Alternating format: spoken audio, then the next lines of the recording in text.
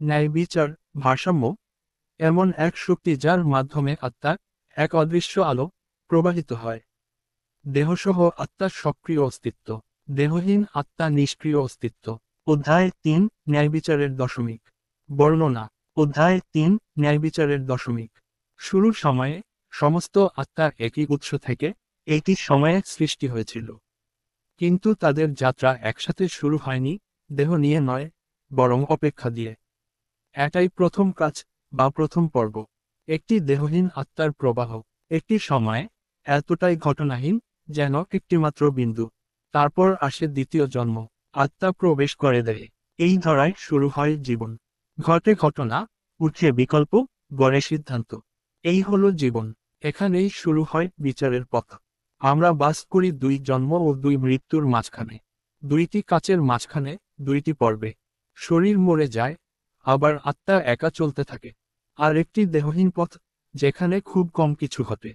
তারপর আসে চূড়ান্ত মৃত্যু, যেটা অস্তিত্বের শেষ নয়, বরং সব রূপান্তরের শেষ, সৃষ্টিরও শেষ।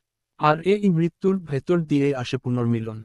আত্মা ও দেহ আবার একত্র, কিন্তু এবার এক অনন্ত রূপে, চিরকাল। জীবন যেন এক সাংকেতিক কোড, যার ভেতর বহু স্তরের অর্থ।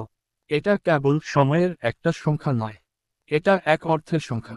ভাবুন, 1010.0101010101 দশমিক বিন্দুর আগে যেসব সংখ্যা, ওগুলো তোমার পার্থিব পরিচয়, সৃষ্ট, কর্ম, দেহময় আত্মার প্রথম অস্তিত্ব ও বিকাশ।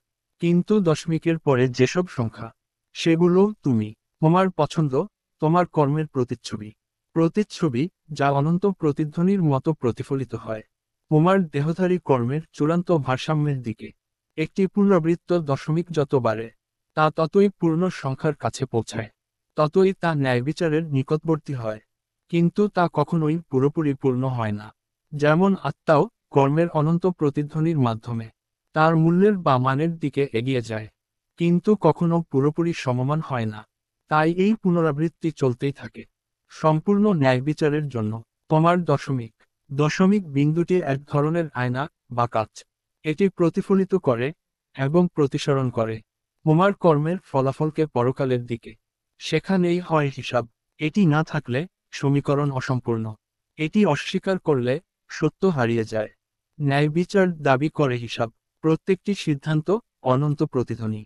এটি শুধুমাত্র বিশ্বাস নয়, এটি প্রকৃত সত্য। দুই জন্ম, দুই মৃত্যু, দুই দেহাবস্থা, দুই নির্দেহ অবস্থা, একটি আত্মার, চারটি ধাপে, ধারাবাহিকভাবে।